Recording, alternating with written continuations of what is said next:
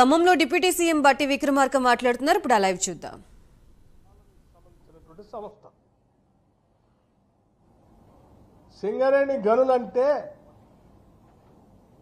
ఉద్యోగాల గనిగా కూడా మనం అందరం పిలుచుకునేటువంటి పరిస్థితి. ఈ సింగరేణి తెలంగాణ రాష్ట్రానికి తలమానికం కూడా. ఉత్తర గోదావరి పరివాహ ప్రాంతం మొత్తం కూడా పెద్ద ఎత్తున కొన్ని వేల మందికి ఉద్యోగ అవకాశాలు కలిగించేటువంటి ప్రభుత్వ రంగ సంస్థ ఇది. దాదాపు 42,000 మంది ఉద్యోగస్తులు నేరుగా పనిచేస్తూ ఉంటే దాదాపు ఇంకొక 26,000 మంది అవుట్ సోర్సింగ్ ద్వారా మరో 50,000 మంది ఉపాధి కూడా పొందుతూ ఉన్నారు. ఇన్ని వేల మందికి ఉద్యోగ అవకాశాలు కల్పించేటువంటి సంస్థ, ఇక్కడ పెద్ద ఆదాయాన్ని చేకూర్చేటువంటి సంస్థ,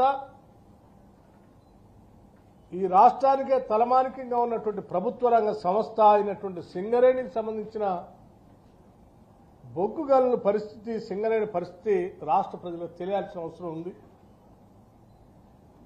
ఈరోజు రాష్ట్రంలో దాదాపు 40 బొగ్గు గనుల్లో బొగ్గు ఉత్పత్తి జరుగుతూ ఉంది. ఈ బొగ్గు గనులు 40 బొగ్గు గనులు 2032-33 కల్లా దాదాపు 22 బొగ్గు గనులు మూసివేతకు గురవుతాయి. అంటే బొగ్గు అయిపోతుందా అంటే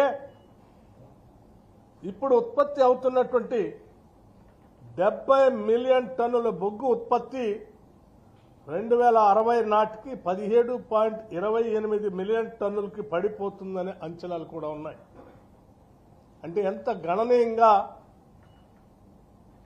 సింగరేణికి సంబంధించిన బొగ్గు బాయిల పరిస్థితి, బొగ్గు ఉత్పత్తి పరిస్థితి ఏంటో మనందరికీ దీని ద్వారా అవగాహన కావాలనేటువంటి ఆలోచనతోనే ఈ లెక్కలు మీకు స్పష్టంగా తెలియజెప్తా ఉన్నాను. అట్లాగే మనందరికీ బొగ్గు ఉత్పత్తి సామర్థ్యాన్ని 2031-32 సంవత్సరం వరకు నిలబెట్టుకోవాలన్నా, కనీసం ఈ కార్యక్రమం సజావుగా జరగాలన్నా సింగరేణి యాజమాన్యం కొత్త బొగ్గు గనుల్ని సంపాదించాల్సిందే. ఇది అనివార్యం. కొత్తగా అదనంగా బొగ్గు గనులను సంపాదించుకోకపోతే సింగరేణి అనేది ఒక చరిత్రగా మిగిలిపోయే ప్రమాదం ఉంది. అయితే ఇక్కడ సమస్యల్లో గతంలో గోదావరి పరివాహ ప్రాంతంలో ఉన్నటువంటి కోల్ బ్లాక్స్ అన్నీ కూడా ఇక్కడ ఉన్నటువంటి సింగరేణి కంపెనీ అనేది ప్రభుత్వ రంగ సంస్థ కాబట్టి, అది కూడా కేంద్ర రాష్ట్ర ప్రభుత్వాల వాటాతో ఉన్నటువంటి సంస్థ కాబట్టి, నేరుగా బొగ్గు గనుల్ని G2 అంటే గవర్నమెంట్ టు గవర్నమెంట్ నేరుగా ఇచ్చేటువంటి ప్రక్రియ అందుబాటులో ఉన్నటువంటి అవకాశాన్ని ఈనాడు దేశాన్ని పాలన చేస్తున్నటువంటి Bharatiya Janata Party mines and minerals development and regulation act 1957 కి సవరణ తీసుకొని వచ్చి, అది 2015 24 ఫిబ్రవరి నాడు పార్లమెంట్లో ఈ యాక్ట్కి, MMDR యాక్ట్ 1957కి సవరణ తీసుకొని వచ్చి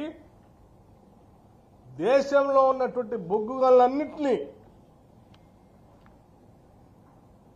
ఎవరికి ఏ ప్రభుత్వ రంగ సంస్థకు కూడా కేటాయించడానికి వీలు లేకుండా